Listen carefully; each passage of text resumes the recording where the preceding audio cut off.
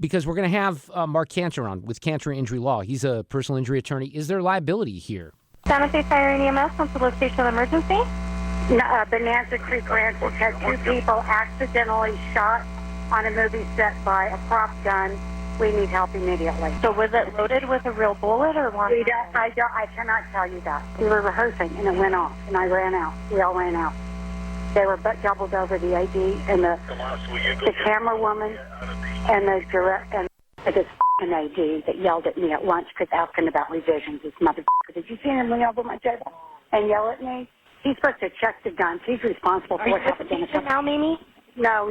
I'm a script supervisor. Yeah, so that's the script supervisor from Rust. And clearly, when she makes the 911 call, she's upset because she's blaming the assistant director. We're told that the armorer handed the gun outside of this church where they were filming the scene to the first assistant director. And then he handed the weapon to Alec Baldwin and said cold gun, which means there's no live rounds in there. Clearly, that was wrong. My friend Mark Cantor from Cantor Injury Law is with me this afternoon. We're going to assess a little bit of liability here. Mark, how are you this evening? Thanks for coming on. I'm great. Thanks for having me on, even on this tragic day. First and foremost, is there would be some criminal liability here potentially, depending on what the facts end up being, wouldn't there? Maybe. I mean, I don't have all the facts, but there's varying degrees of negligence. So, this is like playing with dynamite. They keep calling the gun a prop gun, but it wasn't a prop gun. It was a real gun. And I don't think it had blanks in it. I think it likely, as a Second Amendment guy, I think it had live rounds in it. So, if I bring my gun to the studio, all of a sudden, is it a prop gun? No, it's still real, and it's a dangerous, deadly weapon. You can't point it at anybody. And, all this talk about misfiring, it's ridiculous, right? Someone pulled the trigger.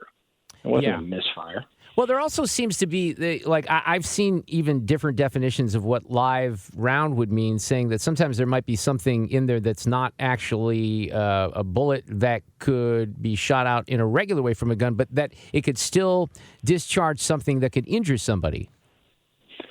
Well, right. I mean, if you ever empty a shotgun shell, it still shoots the wad, which is what packs in that gunpowder. Right. Yeah. So, this bullet, blank or live bullet, I think it was a live round. It killed, Miss Hutchinson, and it wounded someone else. So, like you said, negligence. So it's a duty breach causing damages, and there's varying degrees of negligence. And was it willful, wanton, and reckless? And that's the standard, at least in Missouri, for punitive damages. I think probably so. Was it criminal negligence? I don't think that there was anything deliberate. I do think it was a flagrant disregard for the safety of others. So the question of criminality, that's always a prosecutorial decision. That's up to the government.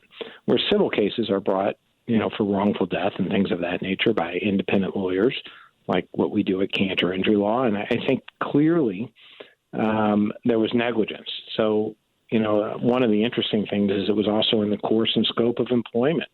So these insurance companies are going to say it's workers' compensation. Oh, yeah. That's interesting. So that's what they do. And I've won millions of dollars in these cases where civilly. And they come in and their first round of defense is it's work comp, and that's all you get. You don't get pain and suffering. You don't get the same wrongful death benefits. You get workers' comp. But this is clearly something more than that. And so I think that a good lawyer will get around that first defense. See, I guess that's something that's interesting. Most people would know that. So there would be an attempt by the insurance companies to say, look, this is limited to workman's comp, is what you're saying? Right. Yeah. So workers' compensation takes away pain and suffering. It takes away punitive damages and other damages, and it limits it to wages essentially. But clearly, this was something more than that. And no one goes to work expecting to be shot and killed. That was, in my opinion, gross negligence. And so the case will be resolved. It'll be resolved quietly for tens of millions of dollars, as it should, against the employer under a theory called vicarious liability, where, we don't know who was at fault exactly as we sit here right now. That theory is called res ipsa loquitur. If not for, then what? So someone's responsible. I don't know who, but they're going to pay a lot. Now, the question for criminal liability is, is different, and there may have been criminal liability here. I mean, they say the gun misfired a few times. That's the stories I'm seeing. Right, That's right. not my. Yeah. I mean, does that really happen? Yeah, what does that mean? Well, the gun doesn't just fire, right? We've shot Right. guns. You have to. That's confusing to me as well. But look, there seems to be. Look, if I'm someone like you and I'm going in here and I get the ability to sue, that doesn't just include workers' comp. There seems to be, even at this point, ample evidence that there was. We heard today that they were going to walk off outside of what happening with the director, what happened in this terrible tragedy. There are crew members that said they were going to walk out today because of safety issues, even before this happened. So we know that there were people that were expressing grave concerns about what was happening on that set. Yeah, and they have a pattern of conduct here. And they have all these prior statements where this young gal that was in charge of the armory was saying that she was inexperienced and over her head, and clearly she was.